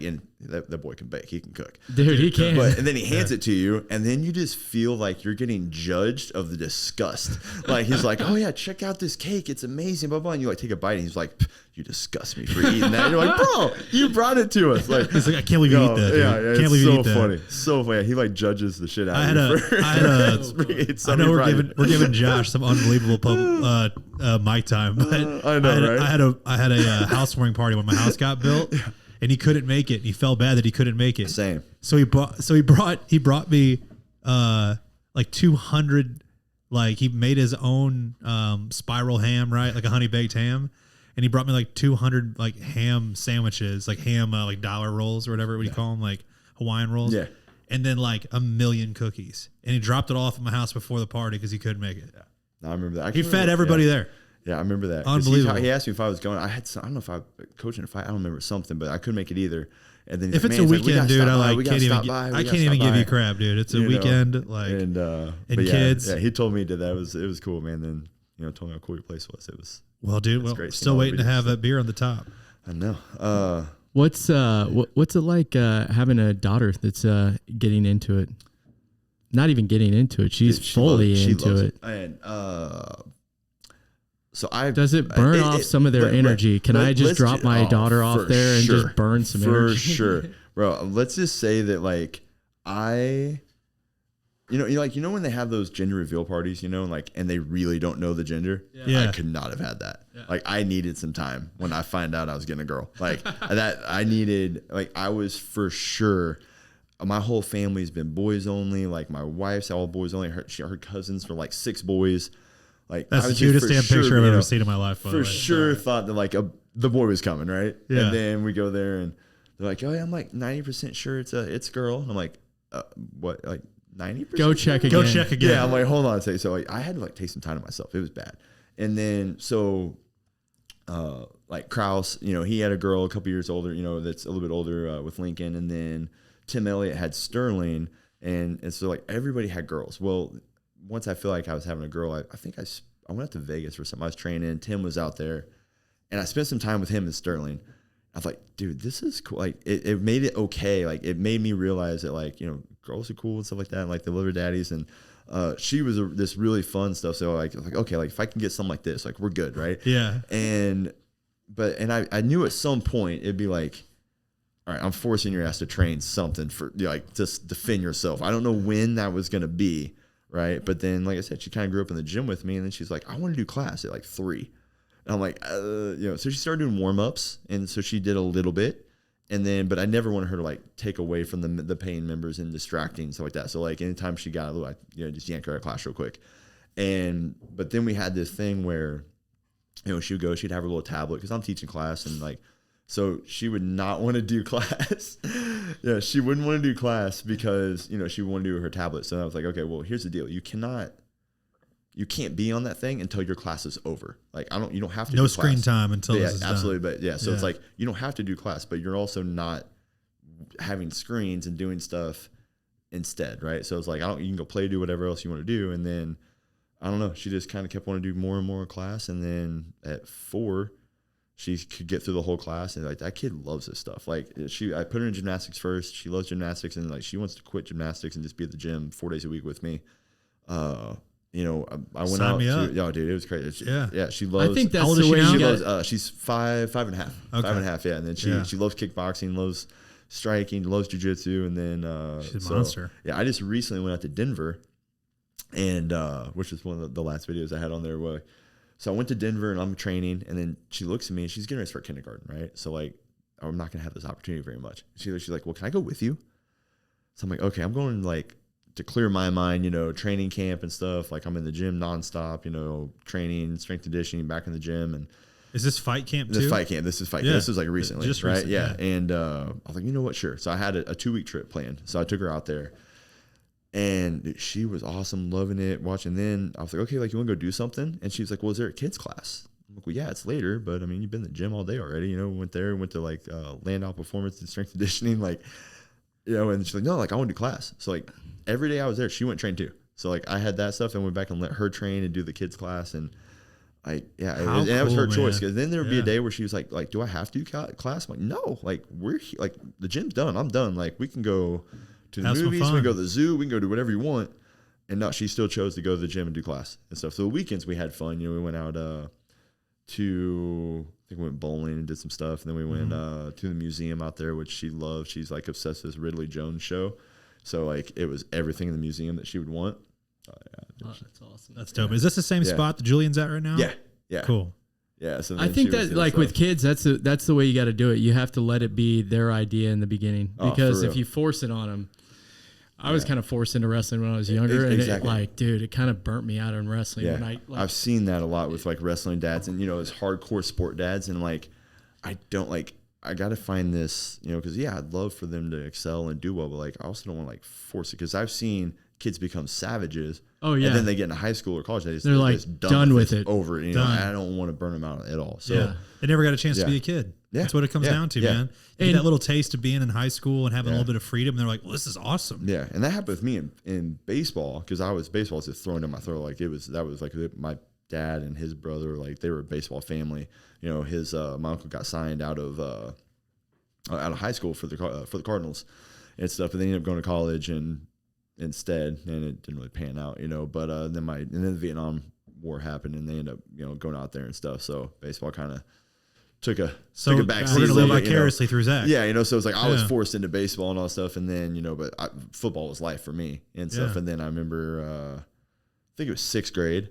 The high school football coach came in and he was like, well, like, if you don't play football for me, like, you're going to wrestle. I'm like, I don't know what that is, dude, but I'm in. Like, let's go. You know, like, sign me up. Like, that's what's every wrestling coach ever. Yeah. I'm like, what's wrestling? Football coach. Let's do it. It's football coach. Yeah. So, but it was the football coach. They're the both, football coach. They tried to do that to me freshman year, and I was just like, no. Yeah, but I've never played it. I was too afraid to suck. I think the two sports that can burn you out the most when you're a kid, wrestling and baseball, and it predominantly revolves around traveling, because in both of my baseball and wrestling, it would just suck your weekends away. Sure. And as soon as you get into like the point where you're like, man, I want to go to the movies with a girl, dude, it's like anymore. It's any sport, man. I mean, like volleyball, soccer, you can go as extreme as you want. Yeah, basketball. Like you get these traveling competitive teams and stuff because you want your kid to be the best. Like youth sports is a crazy moneymaker. It's insane. Yeah, and I'm sure I'm gonna get caught up with some of it at some point because I'm a pretty competitive person. But like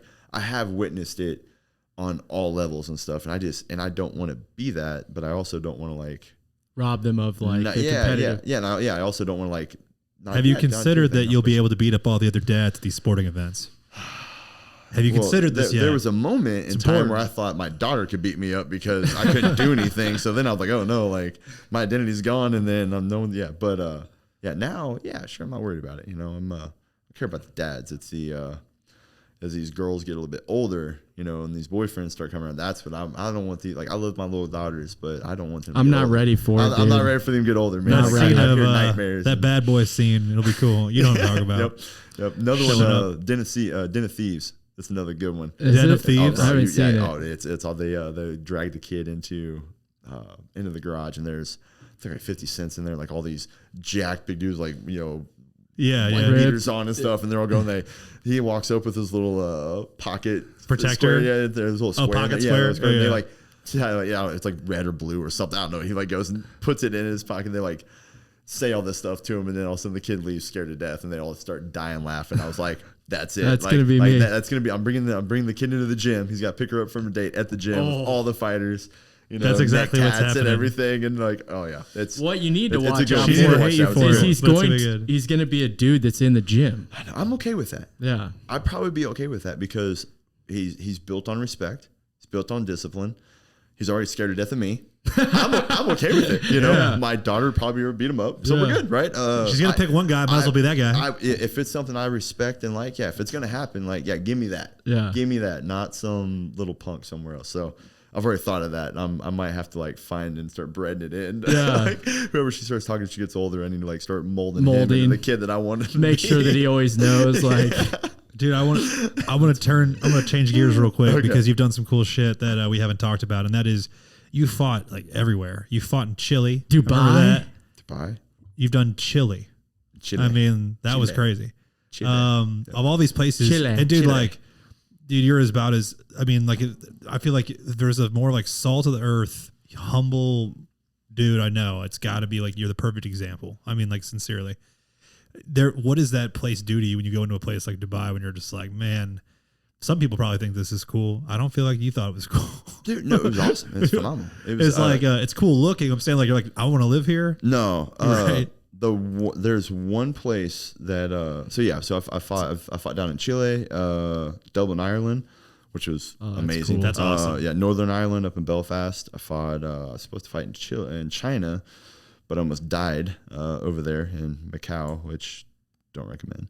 But did you get like sick right beforehand? Oh, bro, I accepted a fight I shouldn't accept. I cut way too much weight, and I literally almost died like over there. It was bad. They tried to rehydrate me with IVs. They couldn't hit my veins. They went through my hands, my feet, my legs, my everywhere you can think you can hit a vein. They tried and they couldn't hit anything. I wasn't right for months. Like it was bad. It was a bad deal. So that was a whole nother. It's one of those where that's a story that, like, of course back then I'm like, dude, I can do anything. Yeah, sure, yeah. I go back and like retell this story. I'm like, what was I thinking? Yeah. Like, so real quick though. So I had just like take all the time. I had February 1st. They offered me a fight. I think on like the 20th of February, right? So the whole month. I think I was 207, maybe 208. Having to get down to 185, 170. Oh my God! So already, it's a big, whatever. You got 38 pounds, whatever it was, like in 20 days. In 20 some days, right? I can do that, right? Sure. Is it still like 20 pounds you can do with there's water? More. Yeah. So the next day, I have a 10-day trip planned to with the military, right? So I'm traveling around, meeting troops and stuff in different bases and like showing seminars and stuff like that, right? So the next day I fly and I go to Singapore. So I go to Singapore for a few days, meet all that. Like, so I'm trying to train and stuff like that. God, and then I get on this is a paid gig. Paid gig, right? Yeah. That was already set. And then so I fly out to Singapore, go all the way out there. Beautiful, right? And then have a good time and then jump on a cargo military plane to go to this little island that no one knows exists called Diego Garcia. And it's, I guess the UK own it, but the US leases it from them. Yeah. And it's like World War III happens. Like all the stuff's already there. Like we don't have to send stuff from the US. It's like, it's already there. You got nuclear subs and SEALs and everything on this tiny little island. It looks like a little baby foot. And, it's a beautiful place. And it was really cool. Like, cause how many square miles is this, you remember? Like it's like Key West. I don't remember, 16 dude. miles big. It's so small, so small, and it's one of those where like any civilian like would never be able to be there, but I was able to get on it and stuff like that. And they had, I think, Filipinos and stuff was kind of like working the stuff for them, but it was cool. But same thing, I did that. So I went from Singapore to Diego Garcia. Down to Diego Garcia, and then we went to Bahrain. This is like blowing my mind that you're actually trying to diet during 10 days, right? And I'm in like multiple different. I mean, I couldn't sleep. It was because so they had me going, and they were trying to figure stuff out, and then I was like, well, so I ended up getting. I asked them if Tim Elliott and Krause could come with me, so James Krause can come with me. Tim ended up taking a fight and not going. Probably a smart move, right? Or not taking the fight, one or the other, right? So it was Shayna Baszler, who's killing it in wrestling right now in pro wrestling, which me and James probably feel like we had a strong part in that on this trip because we just, she was talking about MMA. She was an old vet. And then like she talked about pro wrestling and like just lit up. I'm like, bro, like you should do this. Like this is like your passion is obviously this. Like you don't care that much about fighting anymore. And now she's killing it. Her and Ronda and stuff like she's, she was roommates with Ronda Rousey. And so anyways, it was her, Sean McCorkle, big heavyweight. And then, and I got Krause to come with me. So at least I had like a good training partner, and stuff like that. But dude, both of us were sitting there, could not sleep. And it was like, we wait till like 5 something in the morning till like, maybe it was okay to message each other. Like, you want to go get breakfast? Like, because we've been up for hours, and couldn't sleep. But yeah, 3 different time zones all over the place. 10-day trip. And dude, you're like when I travel, dude, like I bloat like crazy. Yes, bloat. Yeah. So I went back, got back to KC, trained for about another 10 days or so, and then flew to China. Then in Macau, China is like, it's like Vegas, right? All bro, when you get back from that first trip, how much are you weighing? I don't even remember, dude. I don't even know. I want to block off this whole thing in my mind, but obviously I can't. So I get out there, and I think when I got there, I still had 20 pounds to lose. So I think I lost 18. I think I still had 20 to lose. And then so I get out there. I mean, it was a really cool place to be out there. The people were insanely rude, but that's just their culture, which as we're talking about traveling, like that was the cool thing of like seeing a lot of different cultures and stuff. My country, I was from Springfield. I'm a pretty cultured fellow now, but I mean, so I get out there, and then, I'm training another big long flight, another time zone and stuff like that. And trying to change. And I got down, and I think I got down to like 5 over. And then, so like, and my body just shut down. Like it was nothing. I mean, I was trying to cut for like hours and nothing was nothing. And, so like we realized, you know, I was going to miss weight and stuff. So I'm sitting here, but I'm like holding that weight down for hours and hours and hours. And then I check in, and like right before I check in with the doctor, like my body just like starts convulsing and stuff like that. And dude, like I had to like lay down, I'm like shaking. My body's just like in failure, basically. It's shutting down. I'm like, it's one of those, like, you're like in movies where like goes black and opened up and like stuff changes all slow motion. Like I'd look up and there's like 8 doctors around me, and then like go out and then like the UFC staff. And you're in China? Dude, I'm in China. Like my mom Randy was with me, right? Last time we ever went to a fight. Yeah. But so yeah, dude, like hope he listens to this. No, I know, right? He dude, it's scary. I mean, they thought I was gonna die. Like my mom basically like had to be okay with like losing her child, you know, in China. It was rough, man. And I'm sitting there and I go to the hospital room, and Kraus does not do needles very well at all. So like they're sticking me everywhere. He's like, bro, like I love you, but like this is where I'm out, man. Like I'm sorry. And he just kind of like dips out on me and stuff, and goes in the waiting room. And you know, obviously I was able to finally orally take fluids in and stuff, and just start feeling better. Like, and the opponent ended up not taking the fight, which there's no way I would be able to compete at all. I can't believe he didn't, because if I saw someone the day before, like in the state I was in, I'm like, sure, I'll fight that guy tomorrow. Why not? You know? Yeah. And he was undefeated Brazilian dude who like thought he had some height, but I don't know. I tried to go to the fight. I don't know. Did they say it? Yeah. Did it damage any like renal function or kidney? I've never even got checked. Really? Honestly. Yeah. I mean, like, because that's like my blood. I mean, I've had like panels and stuff done. Like everything's pretty normal. So I don't think, that's feeling wise, it took me months still. Like I was not right for a while. Yeah. So I'm sure it did. In terms of when you say not right, like how did that feel? Dude, I mean, I can't really explain. I mean, still like kidney pain, you know, like hard to stand upright, you know, like just, I feel like everything, like my internal organ area, like everything around my core was just had this. I'm gonna drink some water. Yeah, I know, right? This. Oh, you should. Yeah, it just had this like this terrible feeling, like stabbing stuff that I just I couldn't take a deep breath. Like I was like short of breath. Like if I tried to take like a deep breath, it would like a knife stabbing in me. Yeah. So it took a while to even like really open my lungs up and stuff again. And yeah, so for some reason I thought I could do all that and travel, and I don't. What age was this one? That was like my third fight. It was a long time. You know, I was young and dumb and bro, all that, right? Tell me about so Chile. Yeah, Chile. Did you stop? Dude, nothing sounds worse than trying to cut weight and then flying across the world.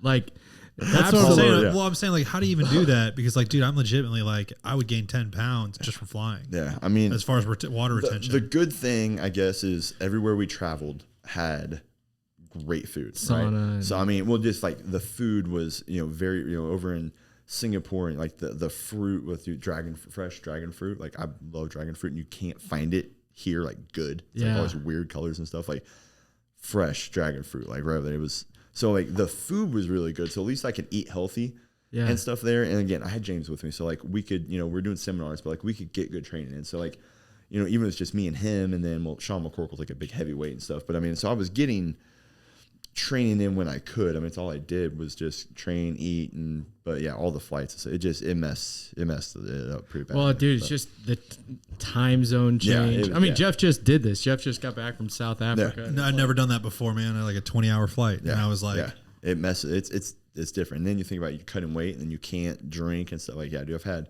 and think about going on a flight like that, and look at the food they serve you. So then, like, I've had to go and like put like little possible chicken sodium, possible. Right? Yeah. So like Chef every time I Boyardee. travel, like I couldn't eat anything they give you. I'm over here like bringing baggies of like grilled chicken and stuff, and like in my backpack that you can't really keep cold and stuff. So yeah, it's cutting weight traveling long distance is hard. But Chile was Chile was that during pandemic? No, it was before. It was the problem that when I got there was the like the smog was really bad. The air pollution, like they said, like stay inside. Like it was very bad. Like it was like in the red or whatever on their stuff. And so, you know, they had walking distance from a mall and stuff. So we did a little bit, but like we really couldn't try to do, because if I get there on a fight week and I have like Tuesday, Wednesday or whatever, like I try to do stuff, get out, like see what they have a little bit. And I really couldn't do that there. After the fight, we kind of got up to the mountains and did some hiking and stuff, and like the air cleared up a little bit, so it was beautiful, for sure. And then did you guys get over to Patagonia? No.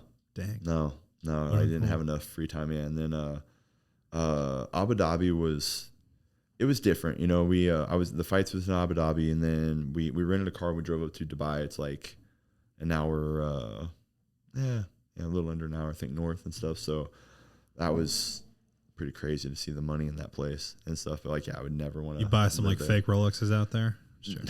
No. But I had a buddy tell me his experience in Dubai, and he was like, I want the good fake stuff. The good fake stuff. And they like took him to a apartment, and he was like, this is getting sketchy. Going up like some stairs of an apartment, he opens it up, and he said it's all like, it's like exactly like you would see inside of a retail store inside this apartment. And he was like, they were pulling out Louis bags and fancy watches and all this like full size luggage and shit. Bro, you know, their mall. And he was like, we got it all for like $600. Their mall was like the size of a city. It had, I think, 4 like Louis Vuittons in it in one mall. In one mall. Like, what? There was they all got like a velvet ski resort like in the mall, and like another one. I'm like, what? No, yeah, it was. There, I heard so there's like this new like aquarium. You see that? Where like like you can go inside the aquarium, and they have one of those like glass fishbowl helmets, and you are literally like, imagine you and your girl in your swimsuits, and you put on this helmet, and you guys can like walk hand in hand, and just like literally play out the Little Mermaid in real life. Like you are just straight up walking underwater with like oxygen helmets on. That's it. It's all you're wearing besides like your swimsuit. You're ass naked, and you're just amongst you're just amongst the fish and shit. Yeah. If I'm doing that, I'm just going. Isn't that crazy? I don't know, dude. I'm like, it was so nuts. I just swam with sharks in South Africa, and like I'm like, it was a very different experience. So I'm like, I just can't imagine being able to just like walk through the floor of the ocean. If that's how it's supposed to feel like or whatever. But that's brand new. No, it was cool. That was one of the places I'd traveled. I didn't have like another trip planned. Because normally, like when I fought in Dublin, I fought there, and then I went to Scotland after and stuff, and then came back to the other side of Ireland and kind of saw that stuff. And then when I fought in Belfast, we went to Dublin, went to Paris. Oh damn! So yeah, I went to Paris, and then would you live in any of these cities you've traveled to? I'll get there. Yes, okay. Yes. Like the one that surprised me the most for sure. But went to Paris, like figured that'd be great. Hated it. Never want to go back there. Overcrowded. Dude, the people are so rude, and they hate Americans. Yeah. And like, and I will say the timing was different because it was years ago, and like now, like our phones work pretty much everywhere and stuff. So like, we didn't have like GPS, we didn't have like any service really on our phones. So like, you had to talk to a lot of strangers. Trying to actually communicate with people and find people that like be helpful, it was just non-existent. It was so bad. When I fought Belfast, we went to Scotland, and that was fun out in Edinburgh and stuff. And then we kind of came back down. I think we went back to Ireland again, because we were with different people and stuff. And then the biggest one, man, the one that surprised me the most was Croatia. Dude, I didn't know what to expect. You know, I'm like, I hear Croatia, I'm thinking more like Russia type stuff. You know, I'm not sure. It was like a more modern Italy. Oh, wow. It was a newer, more modern Italy. They were super friendly. It was beautiful. I fought in Zagreb, which was it kind of like had a Rome feel without, obviously the Colosseum and stuff, but they had that. And then after the fight, we had a little trip, and we rented a car and drove down, and there's this place called Split that was cool. And then Dubrovnik, Croatia. If there is a bucket list place to go, if you like old time medieval stuff, like you need to go. It's one of the last existing, like medieval cities, like all the walls and everything. So really, I didn't know. Dubrovnik, yeah. And I've never watched. I've seen it now because I went there. But so Game of Thrones, yeah, a lot of it was filmed there. Really, and a lot of right there. Oh, so, wow, dude, it's beautiful. And so it's a hillside stuff, but there's all water right around. You can see it kind of like on the bottom left there. Yeah, dude, where it goes out. That's all the the wall and stuff around it. And there's Airbnbs and shops and stuff and little winery. It was. So yesterday, most amazing place I've ever seen in my life. We're sitting down with one of our dudes who's from Croatia, Nikola. He's our manager down on Lee Summit. Dude. We're sitting down with Nikola, and we're like, "Hey, dude, like, what are your goals or whatever?" And he's like, "Well, dude, I want to actually absolutely raise a family in Croatia. We're all like, what? And I was like, and here me and Kyle are like, man, are you serious? I'm like, what's wrong with Kansas City, dog? Right. And then we look at those photos, and I'm like, I kind of want to raise family in Dubrovnik too. It is phenomenal. Well, what's the exchange rate over there for real though? That's important. I don't know. You remember? I don't remember. I was just in South Africa, dude, and it was 18 rand for $1. Really? And like everything was like at least half off. Like I'm talking like we went to like a gas station, like an energy drink, a Monster, 7 rand. 50 cents. Like coffees, 50 cents. Like dude, I had 2 entrees, 2 appetizers, 2 desserts, tip, and it was like $32 American for like dinner. Yeah. Like steak dinner. Crazy. I guess I thought Croatia was more down by Greece, but it's actually more. It is. It's just it's north. Whatever. Yeah, it's HRK north. It's just north. So really, Dubrovnik is like the most southern point. It's the most southern point of Croatia. So if you go just south of that, you're in Greece. Off there. Because Greece is the place I really want to go, and so it's basically it's very Mediterranean. That's why I kept thinking it's like this. I don't know. Eastern Europe. I thought it'd be very Eastern Europe, like Ukraine. And then so apparently, and then right north of that is Split, and there is I guess right across the sea is Italy. So you have all these old school Italian emperors and stuff that would travel over there, and they retire in that region. So really, it's very Italian influenced, and everything there and stuff. So it's just not what I expected, and it was a very how beautiful, really special surprise. And then going to there was a like a national park with waterfalls everywhere and like these hand built wooden walk path that you go through like over the water. It was just hey, you've something you just don't me, see, man. It's just something you don't see. Like once you go over there, you realize how new the U.S. is. Like you realize how how old the countryside is and all that stuff. Like in Ireland and when I've been to Italy, and then like in over there and stuff. So you just see how old in America stuff is. You'd be like, oh, this is like ruins, and it's like no, and then in America you see like an old trashy building. You're like, cool, why don't you take that down and like rebuild the thing? Like what are we doing? Because you don't have any like old. There's maybe a few things like on the East Coast, in the Northeast, but there's very few just stuff that you can just like thousands you walk, of years. You walk and you're like, man, like this is like very. I'm at this hotel in South Africa, and it was like founded in 1779. I was like, oh, America was founded 3 years prior. Right. This hotel was built then. Yeah, no hotels in America like that. Yeah, so that was the one. I mean, I sat there and I was like, man, could I buy a house, especially in there? Because there's like that's $10. That's like old Dubrovnik, and then but there is like more modern outside because once you like the drawbridge goes down, and you go like up on the hillside. There's like a more modern city. I never went into there. I stayed in the little cool old spot, and stuff. But there was a little trolley up to the top of the mountain. You kind of see down, take pictures and stuff. And so we went up there, but I never actually got into like the modern town. We just enjoyed Stayed it. Up there. It was man, just the pace was slow. It was special and stuff. And of course, I'm posting stuff, everything like, oh man, that looks like something on Game of Thrones. I'm like, okay, maybe I realized that. Yeah, it was. I don't know if it was like King's Landing or something, but if you watch it, probably was. I think it was that. And then some of the newer Star Wars movies was filmed there too. Really? And stuff too. Yeah, so that's pretty sweet. It's cool, man. There's some like hidden things. Like on the other side of the wall, there's a bar, right? And you have to figure out how. I don't know. Amy's just ridiculous at like finding travel stuff, right? So like you had to like find this random path like up on the mountain or up on the inside the wall, and there was like a crack, and you had to go through that, and then there was like a gate or whatever to get through, and it gets so it's almost like a speakeasy type thing where like you don't know it's there, and then you go through this little crack, and then it opens up, and they have this bar on the outside of the medieval wall and stuff, like just looking over the ocean. Really? It's like a Harry Potter entrance. Yeah.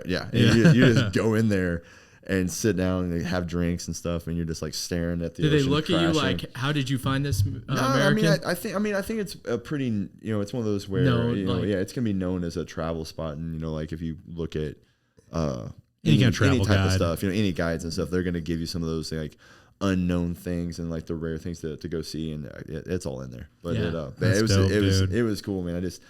From not knowing what to expect at all to having that type of vacation, like blew my mind for sure. And they were super friendly.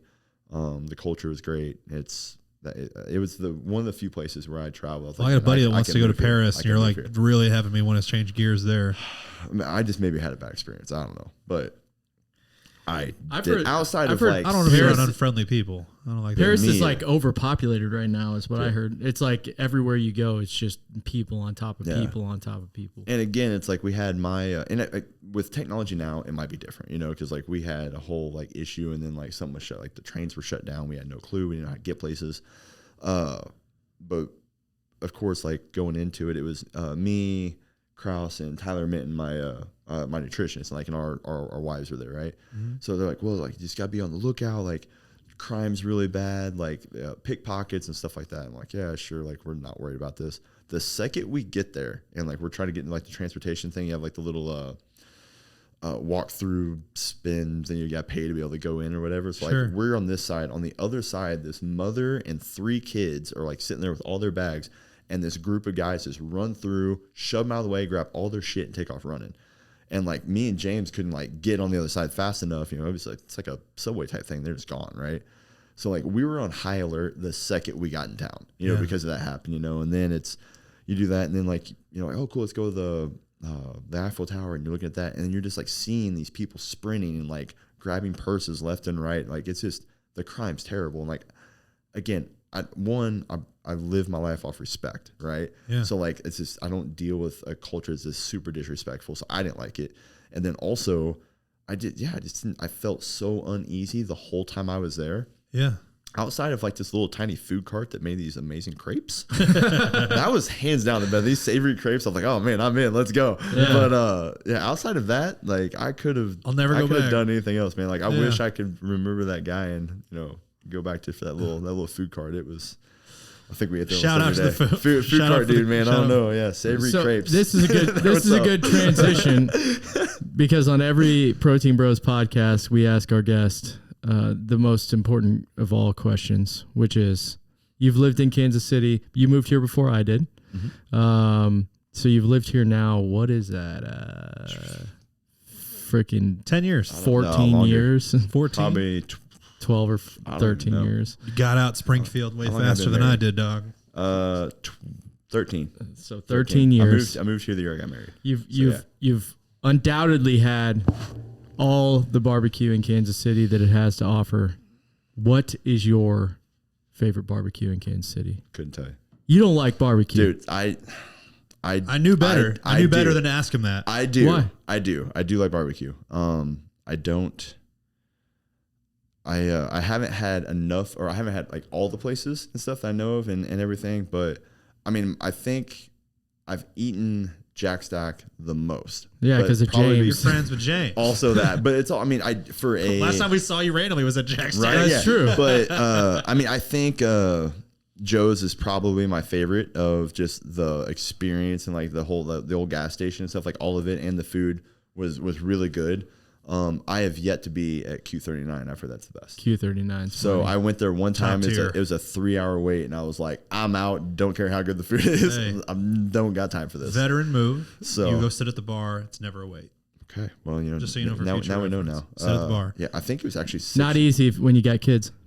He didn't go with kids. Yeah, guaranteed. Also true. But I've had a lot of different places. But I mean, I think Joe's is probably my favorite, just because just the cool experience and the location and stuff like that. Mm-hmm. And the food is obviously phenomenal. And the food's great and stuff. But I mean, honestly, like, as long as you have like a spicy barbecue sauce, I'm a fan. Like, and Joe's does have the best one. I am not hard not a living to please when it comes to food. Well, I actually am, but let's talk one more question, snob, but which is where I'm going. What do you miss most about Springfield food? What's the spot in Springfield that you have to go? Hands down. And I knew it was coming. Nakado Japanese Steakhouse, hands down, the greatest place ever. When the Crazy Joe roll from Nakado and Springfield. I love Japanese steakhouses. Right, anywhere I've traveled, all over the U.S., the world, I go eat those places. That is the best I've ever had, and I don't know if it's just because it was my hometown, but like when it comes to like the food, the sauces, everything as a whole, like, you know, they give you some places are really good, but they don't give you noodles also, or like whatever it is, or like that's really good food, but the sauces just aren't the same. Like Pour one out to Joe Nakato. Right. Passed out. Yeah. That dude was a huge supporter of me too. Like they were a sponsor and stuff, and he loved the sport. He loved wrestling. Man, the Sunday special all day happy hour. I would have never imagined that Springfield, Missouri had one of the best Japanese steakhouses I've ever been to. Dude, goddamn, Asian cuisine in general in Springfield. I don't know how they do it. Thai was good. Haruno was good. Springfield style cashew chicken. Right. Worldwide phenomenon. I never knew it was a thing until I traveled. I was like, on the menu, Springfield style. I was like, wait, what? Yeah. It's real, so man. people are like, what's in Springfield? I was like, Bass Pro, Brad Pitt, and Springfield style Springfield cashew chicken. Yeah. That's what it is. The Canton Inn. And me. That's right. Dude, I love Springfield, man. We didn't have a patronage trip back down there. We also had the very first Bachelor. I don't know if you guys remember that. The show The Bachelor. Yeah. I wasn't down there yet. Aaron Berge was Bachelor #1. That dude is still to this day Springfield legend because of that. He's still, I think he's still hitting on girls at trolleys. Probably. Yeah, that guy. I was not a fan when I met him in person. Not a single person I've ever talked to. Not in business anymore. No way. It's not. No, it's something else. But it's good. Yeah, it's like it's a good spot. Thing. Oh, is it? Dude, I don't even know. Like the nightlife scene anywhere, I feel like is just completely different. Yeah. Gone. Like, is it just me? But we still have Zan. Do kids not know how to party today? I don't know. Like, again, I feel like, dude, it was again, Pittsburgh, right? Pitt State, big college there. Homecoming. I had one of my Synergy FC shows, right? So we're promoting a fight. This is recent, right? This is not that long ago, right? So go down there, and we got done early. We're cool. Let's go have some fun. It's homecoming, like, it's gonna be a young crowd, but let's got some fun. Went to a bar, dude. There was in one of the big college bars, hardly anybody there. I was like, what are we doing? So then we went to another place, dead. And I was like, what do you guys do? Like, house parties only there? I guess that's so. what I was thinking. I don't know. I don't know. I'm homecoming. Like, what are we doing? And they're like, oh yeah, like inflation's killed bars. They're like this. This is pretty normal, we get some more people here. I'm like, Lawrence would argue that, man, because Springfield's just Spring Vegas. That was another type of play. There's nothing to do. One of my that's all I have a t-shirt. Bad decisions. I have a T-shirt that says "Welcome to Spring Vegas," and it's looking down South Street. I love it. Yeah. Hey man, let's just say that my life got a lot healthier and better the second I moved. The second I moved from that place. Springfield, once it hits you, once that point in your life hits you where you're like, I probably should move on. It hits hard. And you're like, all right. Yeah, especially if you have to live there for 3 years after that. Right? Like me. Yeah. Because my chapter closed and they were like, Andy and Chris are like, no, Jeff, you stay. Stay for a few more years. But Kyle, you come on to St. Louis. All right. But how many times? Sorry, dude. You can live to that dumpster fire. I don't want to go to St. Louis. You go back because Kim's got family in Springfield. Yeah. So you go back and you see the same group at the same bars. And I'm like, you guys are still here? Yeah. What? Like, what are we doing here? You can't even ask them what they're up to because you're like, oh, never mind. I already know. Yeah. If Chris Klein still lived in Springfield, he'd be at Ebbets Field. Every single day. Is Ebbets still open? I don't know. Ebbets, I heard they did something to it. Someone posted an article on Facebook or something and I read it. They either redid it or renamed it or something, but it's still a restaurant what there. It was? Yeah. Okay. And then let's pour one out too for Gilardi's. Remember Gilardi's? Yeah. The nicest Italian restaurant. Wasn't it just right down the street? Yeah, it's across the street. Yeah, across the street. Yeah. Mm-hmm. Only dimly lit nice restaurant in Springfield. Yeah. So. Good time. Zach, we love you, man. We're so stoked this for weekend, you, dude. Thank you. Love you, man. You can wear this Protein Bros after you win on Saturday. Oh, for sure. After it's party, for my dudes. After party Mosaic, come out and hang out with me. Hey, all right, yeah. After party Mosaic, that's right. Mosaic, let's go. Let's go. Talk about. That's the Zan of P&L, right? It really is. Cuban Missile Crisis told me he was going to be there. It really is. Yeah, of course. He helped me set the thing up. So, I'll be, I keep saying Sprint Center, T-Mobile Center, right? Yeah. All this stuff. So go out there, do work, and then go have some fun right across the street at Mosaic. So, bro, I'm so pumped for you, man. I know you got family. You're stuck. Dude. Sorry. I feel you, bro. Love you. I feel you. I feel you. This is my one night out, right? Yeah. I think I earned this one. Yeah, I'd say so. Looking so forward to it, man. Yeah, man. We'll see you there.